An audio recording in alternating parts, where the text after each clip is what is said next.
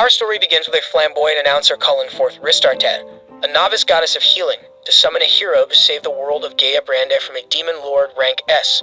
Although she freaks out and storms out, Rista immediately goes to her and starts looking through the paperwork to summon a hero just like the couple times she did before. A paper falls on her face which belongs for Seiya, a Japanese hero who has unusually high stats. She immediately summons him. No good old truck coup this time, just a fancy circle and hot woman calling for good-looking man, who happens to have sharp tongue and would not take any BS.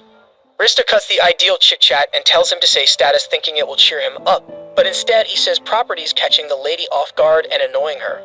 However, she tries not to let his Sigma male behavior get to her and takes the man's hand to go on their adventures, yet he stops the goddess and pins her to the wall.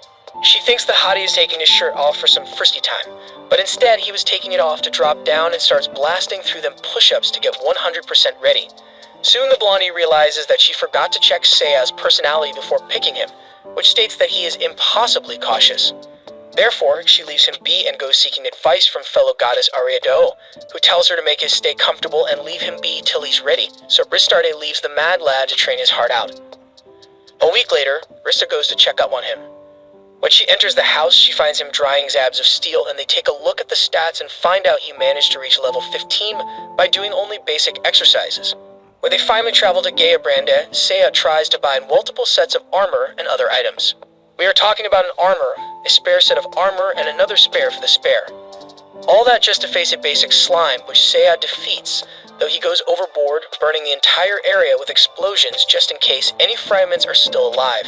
Just then, they get approached by Chaos Machina, a level 66 demon who is one of the 4 heavenly kings and most importantly, a chick with some very hairy legs. I know this is a fantasy world, but there must be razors if there are swords.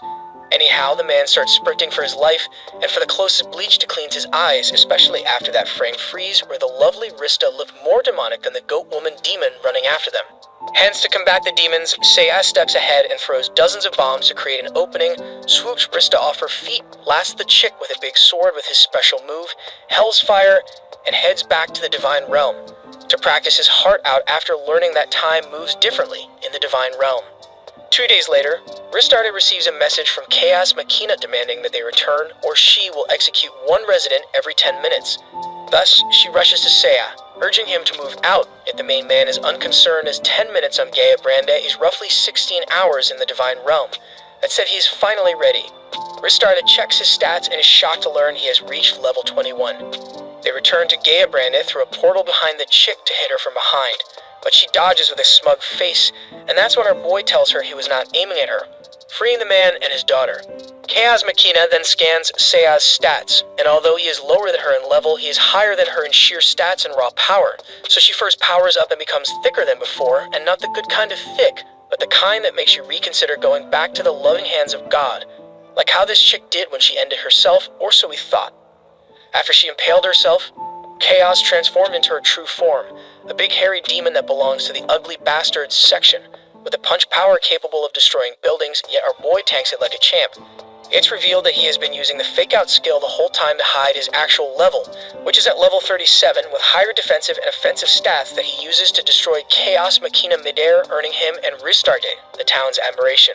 However, concerned that Chaos Machina might regenerate, Seiya bombs her charred remains with explosions destroying the town, prompting the formerly thankful mayor of Edona to beg them to leave.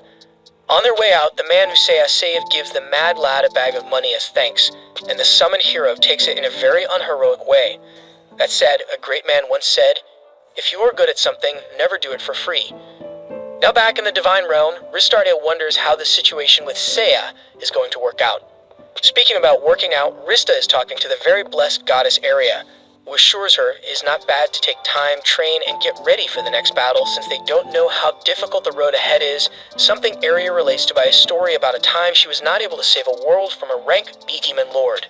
The story is cut short when Seiya storms the room, startling the busty maidens. He has realized that his level increase has started to slow down, so he wants Rista to make him some weights. Sadly though, Rista can't make some, so Ariado suggests the next best thing, train with a god who happens to be the divine blade god Surpass. The boys' first meeting is like any other meeting with the boys. They size each other as his power level, and immediately go at it. The next day, Ristarte meets with the proud Surpass in the cafeteria. She asks him about the training, and he assures her that it's not only working out, but working out too well from the looks of it. As the days go, Rista notices the big guy is becoming depressed and losing weight. On the 4th day of training, she finds Surpass hiding as Seiya has already surpassed him, yet still, he refuses to let him take a break. Surpass is now so terrified that when Seiya finally catches him, he throws his sword into the ocean, but Seiya drags him away. Meanwhile, Ristarne learns from Ishtar that some gods are not born gods, but reincarnated as ones, and that the Blade God was actually a man in his past life. But that's not the main point of the meeting. The reason she called Rista over is to tell her that in response to Chaos Makina's death, the Demon Lord plans on sending the demon Death Magala and an undead army to the town of Samul, where there are 2 warriors Ishtar has foreseen will be their allies. Ristarne takes Seiya to the city, where they meet Mash and Alulu, 2 Dragonkin descendants, at a church. Seiya, being the cautious hero he is, reveals that Father Marth is an undead in disguise and defeats him without even drawing his sword. He then thoroughly destroys the body with explosions. In the process, the church got destroyed. Afterward, he checks if the company present is undead in disguise or not, but what was funny is that he also poured water on the goddess to check. Seiya then continues on his savage streak by bluntly telling Mash and Alulu he does not need them upon taking a look at their low stats. Just then, the group got confronted by a group of knights that seem ready to throw fists. The unconscious nun wakes up and informs them what happened. She also tells them the tall, handsome man is a hero, while the blondie is a goddess, and that they are not responsible for the church turning to rubble. The knights then ask the party for help. Seiya agrees under the condition that he receives payment, not to get a nice crip and some bit. I mean maidens, but for a technique that requires a hefty amount of capital. And so the couple flies away. Rista thinks the mad lad's rock-solid heart had loosened when he takes her hand, but instead, what got loosened was the thin threads holding the girls.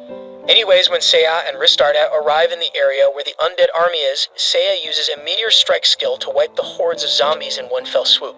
Rista laughs maniacally while Seiya summons another meteor, realizing she has hit the jackpot when it comes to heroes. Back in Samul, Alulu tells Ristarne that she has not seen Mash in 2 days. Heading to Seiya's room, Ristarne learns that Seiya used the synthesis skill to merge her strands of hair with a normal sword to create a powerful sword. However, before the girls can question his Saw's behavior of collecting hair, the party gets a call via a 2-way viewing mirror. Death Magala reveals to them that he has kidnapped and tortured Mash, who acknowledges his weakness and praises Seiya for being built differently, asking him to save the world instead of begging for his life. Seiya walks up and asks the goddess to open a portal after he praises Mash for not being a complete weakling, telling him he is fit enough to handle his luggage.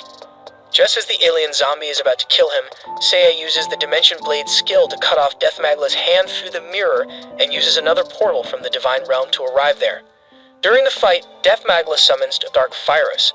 A confident Death Magala taunts Seiya by revealing Dark Virus' weakness is ice magic, something our hero can't use, or so they thought. Seiya throws a punch too powerful, the ghost's color changes, he then matches the ghost's punch and freezes it. Seiya explains that he created different magic bracelets that allow him to use magic attributes he is not trained with, like ice, lighting, darkness, and many others. After he defeats Dark Virus, the main man turns his attention to a stunned Death Magala, who is about to be personally acquainted with Seiya's fist, off camera though. Now in Samul, Mash, and Alulu are a bit emotional about what's happened so far, but not Seiya, being the chill potato he is, brushes the wholesome moment off and tells them that they both will be his baggage carriers. Mash then offers to take Seiya to the Dragon's Den, but Seiya wants to head to the Divine Realm first for training, of course. They'd first look for Surpass, who now has turned to cake making, which Seiya doesn't mind as long as he trains Mashed, to which she accepts full-heartedly upon seeing how weak his training partner is this time around. While Ristarne has Alulu train with Hestiaka, the goddess of fire. While looking for a new training partner for the main man, Ristarne accidentally bumps into Valkyria, the goddess of destruction. Noticing how powerful she is, Seiya tells Valkyria to train him in a not very friendly manner. Valkyria angrily confronts him until Ariados stops her at the expense of letting Valkyria fondle her tatas. She then arranges for him to train with Adenella, the goddess of war and anime from what it looks like. I mean, look at her. No friends, dark circle eye bags, bad hair, playing with a katana, possibly doesn't leave the room to take a shower. She's our true goddess indeed. After 3 days of training, Mash has improved, while Alulu's training has mostly failed due to her having no affinity for flame magic. As the party is about to leave, Adenella asks Seiya if she can come with him. Seiya bluntly rejects her offer and her cake, throwing the change lowly into a homicidal rage fit, which doesn't seem to bother Seiya, as he says his catchphrase, "I'm perfectly prepared. I'm 100% ready for this." When they step back to the other world, Seiya flexes his new tech, a fire phoenix, that automatically one-shots monsters under level 30 around them. The party makes it safe to a nearby village, where they buy essential materials from a local dwarf for the journey ahead. When they finally reach the cave that leads to the dragon village, Seiya destroys the gate with a technique he learned from the goddess of war, to then enter a room with a magical circle gate in the center to transport people into the village. But the cautious hero does not trust it, so he uses a lizard to see if it's a trap, which proves to be not. When they finally arrive at the dragon village, they meet Lagos, who escorts them to see Levaia, the Great Mother of Dragons. The Great Mother shows Mash how to transform into a dragon, then Ilulu asks to be transformed as well, but Levaia tells her that she is fated to become a mighty weapon wielded by the hero to defeat the Demon King.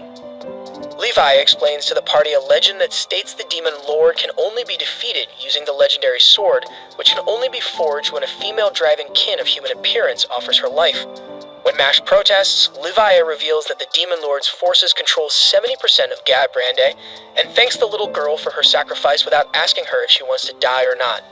Sweat Ilulu bows her head, accepting her fate and showing so many mixed feelings, as she wants to be helpful, not get in the way, but at the same time wants to live. Levaia then offers everyone a feast before conducting the Sacred Sword ceremony. The group steps out of the castle, strolling the streets and discussing the situation. Everyone aside from Seiya, who is currently threatening a dragon merchant if his speed-up seeds turn fake, he will burn his shop down. When confronted for his lack of empathy towards the situation, the hero responds, there is nothing to consider, she gotta do what she's gotta do. Later that night, Ristarte, Seiya, and Mash are enjoying the feast. The feast ends when Ilulu appears wearing her fancy dress and necklace walking on a bridge, ready to jump in the pit. Mash's heart cannot handle the moment, so he tries to stop it, but two big beefy boys block him.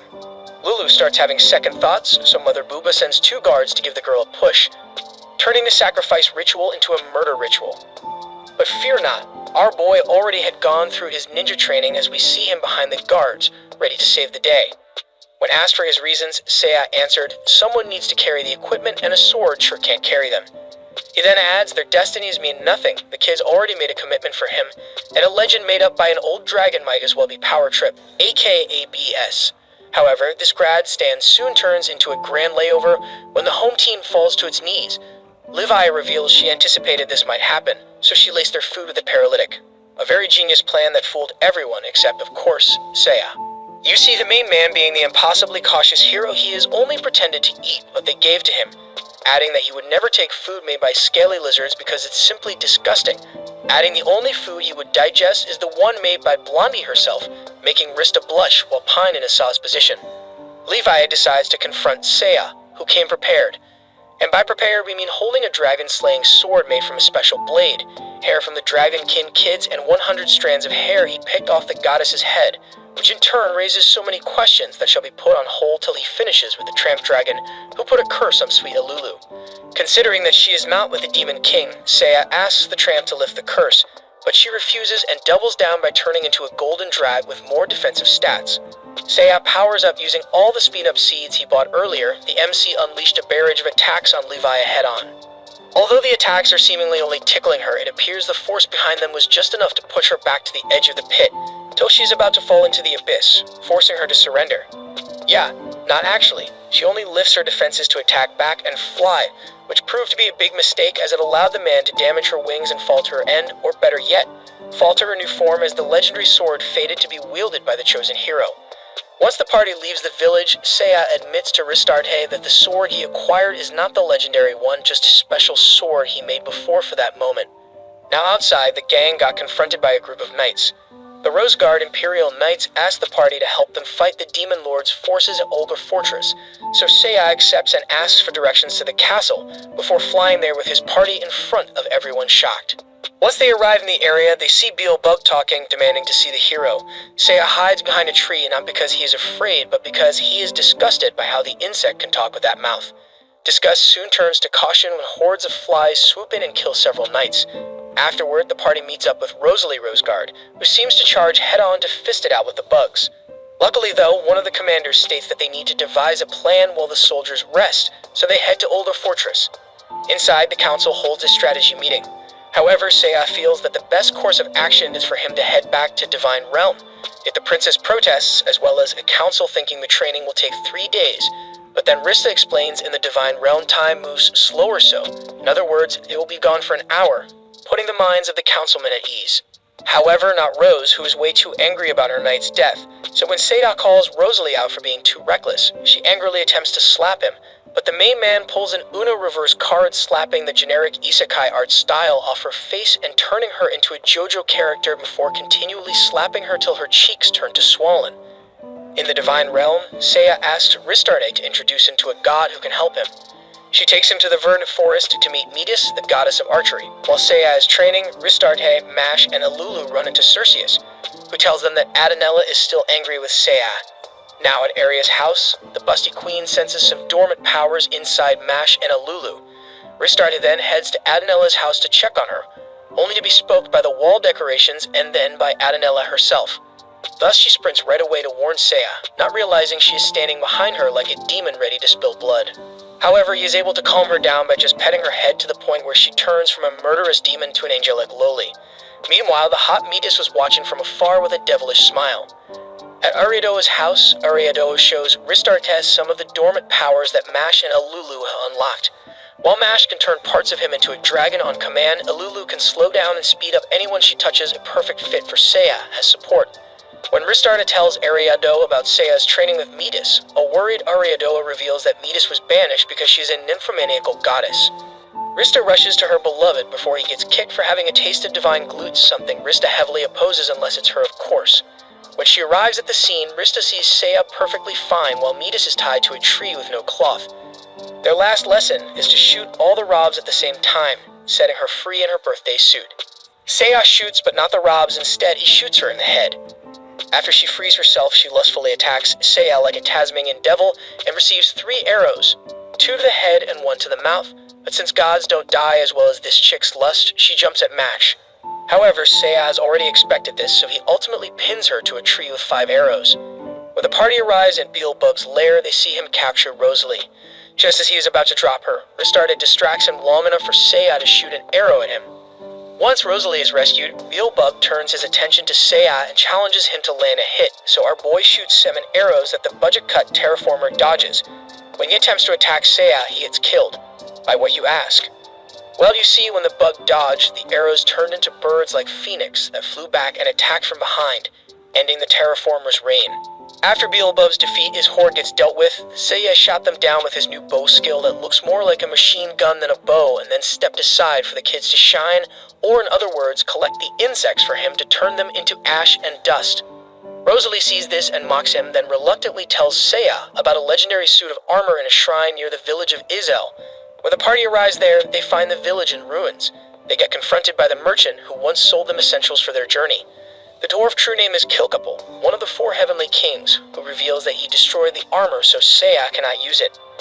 Kilkapel admits to the party that he knows he is not powerful enough, so he exchanged his life along with the heads of his family and the souls of the village folk to invoke the greatest of summoning magic. Once he does, the Reaper Cross de Thanatos gets summoned, an Aruno goofy-looking summon with no stats, just gibberish numbers and signs. Seiya has Ristarte send the party to the Divine Realm. When they arrive there, the main man seems seriously injured, but turns out it's only a small bruise. After Rista heals it, the ghost summon appears from thin air, breaking the dimension barrier, so Seiya, being the only smart character in that series, starts sprinting and soon the rest of the party follows. For every mile they pass, a god steps in to stop the ghost demon, but evidently fails one after the other. The only god that slowed the freak of nature down was the war Loli, who cut the ghost into pieces that multiplied and kicked her touchy. Now running on a bridge for their lives, Seiya reveals that he has a plan. On the temple roof, Valkyria is painting when Cross de Thanatos destroys her piece. Yep, the plan was to lure the indestructible demon for the strongest goddess to destroy it, and destroy it she does with her ultimate skill, Gate of Valhalla, which traps anything and throws them to a realm called the Void, where demons and gods have no power, finally getting rid of it before falling to the ground with blood coming out like a waterfall. Despite Valkyria's warning about the skill, since no mortal can survive the aftermath, Seiya is impressed enough to ask her to train him, and she agrees upon seeing his fighting spirit and determination. Mash and Alulu then decide to head to Ariadoa's house. Meanwhile, Cerseus tells Ristarte that Ishtar wants to see her. At Ishtar's house, Ishtar tells Ristarte that the last of the 4 heavenly kings is leading an army. The next day, Ristarte arrives at Ariadoa's house to see how advanced Mash and Alulu's training has gone. They then head to Valkyria's house. Afterward, they head to Gaea Brande, where they see Wolk's Roseguard easily defeating Eraser Kaiser and his army, proving once again old men in the 2D world are overpowered. However, it's always with a catch, and when Ristarde questions it, the old G turns into a child. The party is stunned when they see Wolks turn into a child, so the annoying princess comes to get the man-child back to his castle. Meanwhile, the party decides to head to town, where they walk past so many fun places perfect to blow some steam. However, Seiya wants to continue moving and buy some medical herbs, which offends Rista, as she is the party healer, so she has a competition with the merchant to see whose healing is more effective, and funny enough, she loses to plants, reducing her value even more. Once they are set and done, they head to the castle. Inside, Rosalie tells them that her father was cursed by the Demon King, turning him into a baby whenever he uses his powers, adding that he does not have long to live.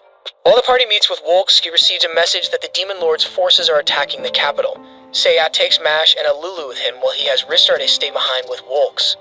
When Wolks shows Ristarde around the cathedral, he reveals that the Demon Lord created a magical item called Chain Destruction, which is capable of destroying the real souls of gods and heroes. In other words, if they die by that weapon, they die for good. There is no reincarnation arc. He also reveals that he has joined forces with the Demon Lord upon realizing he is not fated to be the hero that will save the world. So he went the next best thing is to be the one that kills the hero with a god killer sword and cement his name in history. Just as he is about to kill Rista, Seiya returns, having already thought about the possibility that it's a trap. During the confrontation, Wolks eats a small menacing ball and becomes a demon kin. Now back in his younger body, the new Demon Lord matches Seiya's speed and power, so Seiya removes the weights on his wrists to move even faster. Sadly though, it's not enough since the Demon War Master adapted to it too quickly. Rista asks Lulu to speed him, but she reveals that she already did. Wolks appears to have the fight won when he takes Seiya's arm. However, Seiya uses Counter Break, a skill he learned from Valk, which returns the same damage to Wolks. Once Wolks is defeated, Seiya tells Rista to heal him as well as the old geezer, and has Rosalie speak to her father before he dies after slapping her multiple times like a true gender equality advocate. 3 days later, Seiya recovers and allows the party to have fun while he goes shopping for more essentials. Ristarde, Mash, and Alulu spend the day enjoying themselves. When they head back to their hotel room, they notice that Seiya is not there. Heading to Ishtar's house, they find a distraught Ariado, who escorts them to Ishtar's location. Ishtar reveals that Seiya went to the Demon Lord's castle alone. She also reveals that despite his personality and demeanor, Seiya actually cares about them more than he lets on. She then shows Ristarde footage from 100 years ago, showing a time when Ariado previously summoned Seiya to the B-rank world. Back then, Seiya would recklessly fight enemies while unprepared, to the dismay of his party healer, who kinda looks like our lovely useless goddess. When the party fought the Demon Lord, it appeared they had killed him. However, he revealed that he had 2 lives. As a result, he was able to kill the party, including Seiya, Princess Tiana, and their unborn child. After watching the footage, Ishtar reveals to Ristarde that she is the reincarnation of Princess Tiana. While Seiya went back to the human realm with no memories of that world, although the experiences he went through and the regret he felt that day edged his soul and changed his personality. Despite warnings from Ariado and Ishtar, Ristarde insists on finding Seiya and opens a portal to the Demon Lord's castle, taking Mash and Alulu with her to save their friend. Ristarde, Mash, and Alulu arrive in the heart of the Demon Lord's castle. Before they can help, however, Seiya unleashes the Gate of Valhalla. Due to the skill's effects, Seiya's life force begins to crumble. Ristarde demands the full use of her healing ability. With her full strength, Ristarde manages to heal Seiya's wounds in time. Before they can celebrate, the Demon Lord again bursts through the doors. Suddenly, Seiya stands up and calls forth a second Gate of Valhalla that is bigger and way spookier, finally defeating the Demon Lord once and for all. Seiya then says his goodbyes to his companions and disappears with a smile after he realizes who Ristarde really is. Sometime later, Ristarde is subsequently summoned to be punished. She gets informed that she will be sent to save an SS Plus world, which got completely overrun by demons, her punishment for breaking the rules and helping way too much. She also will not have her divine healing powers, and if she fails, she will be stripped of her divinity. Before Ristarde can accept, Ishtar reveals that the effects of the chain destruction were lifted when the second Gate of Valhalla was used. Ristarde receives the note of her hero's information and cries tears of joy when she sees Seiya's name and impossibly cautious personality written on it.